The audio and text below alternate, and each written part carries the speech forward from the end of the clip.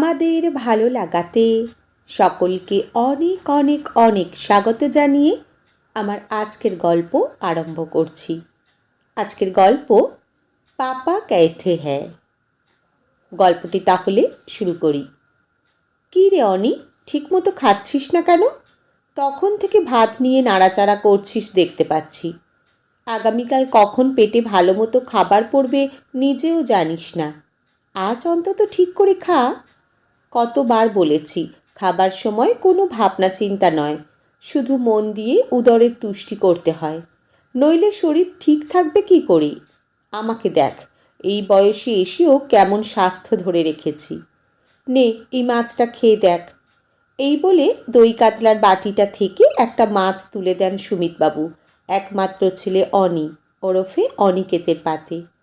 কোনো মতে খুঁটে একটুখানি খেয়ে উঠে যায় অনি। ছেলের মনের মধ্যে যে কোনো কারণে একটা ঝড় চলছে অনুভব করেন সুমিতবাবু। আর হবে নাই বা কেন, নিজে কোলে পিঠে করেই তো বড় করে তুলেছেন ওকে, তাই ওর কিছু হলে সেটা ভালো রকম টের পান বাবা হিসেবে। যাই হোক, খাওয়া শেষ করে ছেলের ঘরে যান সুমিতবাবু। অনির চোখ তখন ল্যাপটপের পর্দায়, খুব মন দিয়ে কী সব করছে। আঙুল আপন চলেছে খুটখাট আওয়াজ করে। গলাটা ঈষৎ ঝেড়ে সুমিতবাবু এবার অনির উদ্দেশ্যে বললেন, সব গুছিয়ে নিয়েছিস তো ঠিক মতো? দেখিস কোনো ভুলচুক যেন না হয়। দেশের মধ্যে থাকলে না হয় যে করে হোক গিয়ে দিয়ে আসা যেত, কিন্তু তুই বুঝতেই পারছিস কলকাতা থেকে নিউ জার্সি শহরটা খুব একটা কাছে নয়। নে, অনেক রাত হলো, এবার ল্যাপটপ থেকে চোখটা সরিয়ে ঘুমিয়ে পড় তাড়াতাড়ি। আমি সুবলকে বলে রেখেছি, ও তোকে বিমানবন্দরে পৌঁছে দেবে সময় মতো কাল ভোরে। আর এই কেকের প্যাকেটটা সাথে রাখ, তোর প্রিয় নাহুমের কেক, আজ ওবেলা গিয়ে নিয়ে এসেছি। আজ তোর মা বেঁচে থাকলে আরও কিছু বানিয়ে দিত নিজে হাতে, কিন্তু সেসব তো এখন অতীত। এক নিঃশ্বাসে কথাগুলো বলে মুখ ফেরান সুমিতবাবু। বাবার কথার উত্তরে ভেসে আসে অনির একটাই উত্তর, দোতলা টানা পেরিয়ে বারান্দা নিজের ঘরে চলে আসেন সুমিতবাবু। লাইট নিভিয়ে দিয়ে বিছানায় ঘুম আসতে চায় না। আবার বারান্দায় এসে দাঁড়ান উনি। আসলে এই প্রথম ছেলেকে ছেড়ে একা থাকতে হবে ওনাকে এই বিশাল বাড়িতে। স্ত্রী কেয়া তো সেই কবেই গত হয়েছেন। অনি তখন সবে একাদশ শ্রেণী। সেই থেকে একা হাতেই বড় করে তুলেছেন ওকে। একদিকে বিদ্যালয়ে শিক্ষকতার কাজ, আর বাড়িতে ফিরে অনির খেয়াল রাখা। যদিও কাজের লোক ছিল বটে, তবে তাদের ভরসায় তো পুরো ছেড়ে রাখা যায় না। অবশ্য আজ বাবা হিসেবে ওনার খুবই গর্ববোধ করার কথা অনির মতো পুত্রের বাবা হওয়ার জন্য। দেশ ছেড়ে বিদেশি অত বড় একটা নামকরা বিশ্ববিদ্যালয়ে রসায়নবিদ্যায় অধ্যাপনার সুযোগ পাওয়া মানে স্বর্গের চাঁদ হাতে পাওয়া, সেই সাথে ভবিষ্যতের পথ সুউজ্জ্বল করা। ওনাদের সময় অবশ্য বিদেশ যাবার ক্যারিয়ার গড়ার এত হিড়িক ছিল না, অল্পতেই খুশি থাকতেন সবাই। আচ্ছা, অনেকে বিদেশে গিয়ে ওনাকে ভুলে যাবে, নাকি বিনি সুতোর মালার মতো হয়ে যাবে ওনাদের বাপ ছেলের সম্পর্কটা? ভিতর থেকে বিবেক যেন প্রশ্ন করে, কী গো সুমিত, তুমি কি স্বার্থপর হয়ে যাচ্ছ? ছেলের উন্নতির কথা ছেড়ে শুধু নিজের কথা ভাবছ? নিজেকে সামলে নেবার চেষ্টা করেন সুমিতবাবু। যে করেই হোক মনটাকে শান্ত করতেই হবে। ওনার একাকিত্বের জন্য ছেলের ভবিষ্যৎ অনিশ্চিত করার কোনো অধিকার নেই সুমিতবাবুর। বাড়িতে ফুলের বাগান করে আর ছাত্র পড়িয়ে বেশ কাটিয়ে নেবেন উনি বাকি দিন। এসব ভাবতে ভাবতে কোথায় যেন হারিয়ে গেছিলেন। কনকনে উত্তুরে বাতাস এসে চোখে মুখে ঝাপটা মারতে থাকে ওনার। ঠান্ডা বোধ করেন সুমিত। হঠাৎ পিছন থেকে ওনার কাঁধে এসে পড়ে একটা উষ্ণ হাত।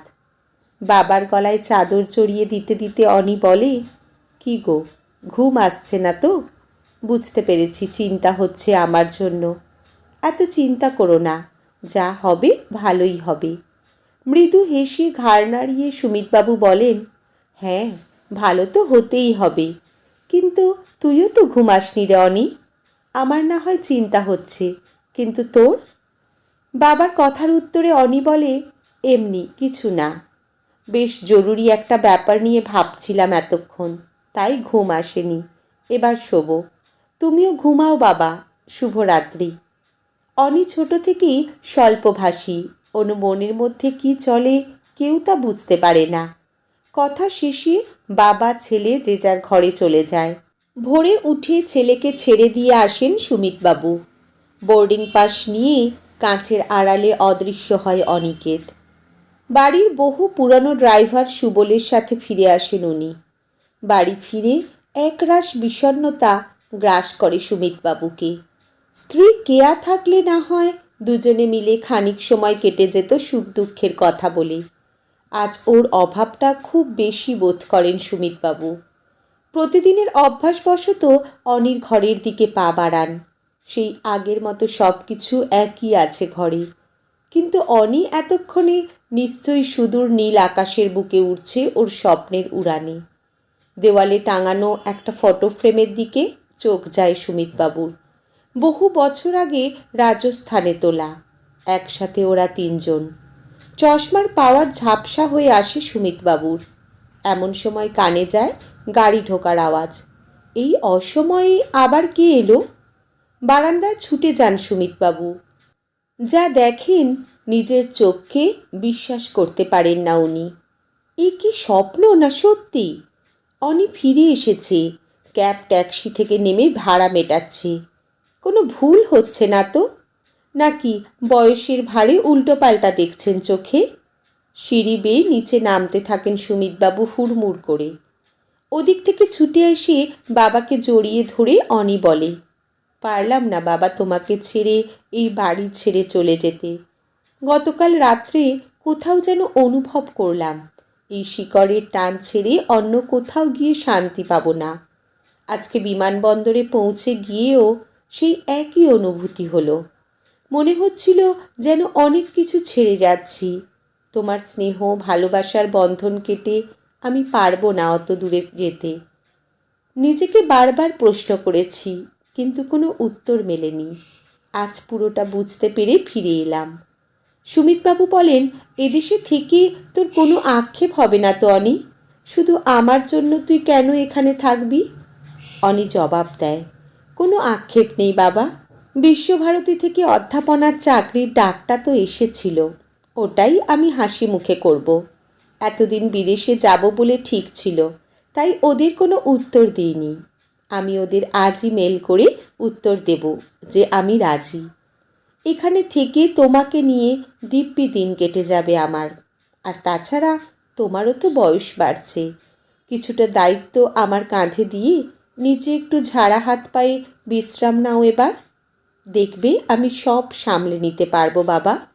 ছেলের মাথায় হাত রাখেন সুমিতবাবু, বলেন, মানুষের মতো মানুষ হয়েছিস তুই অনি।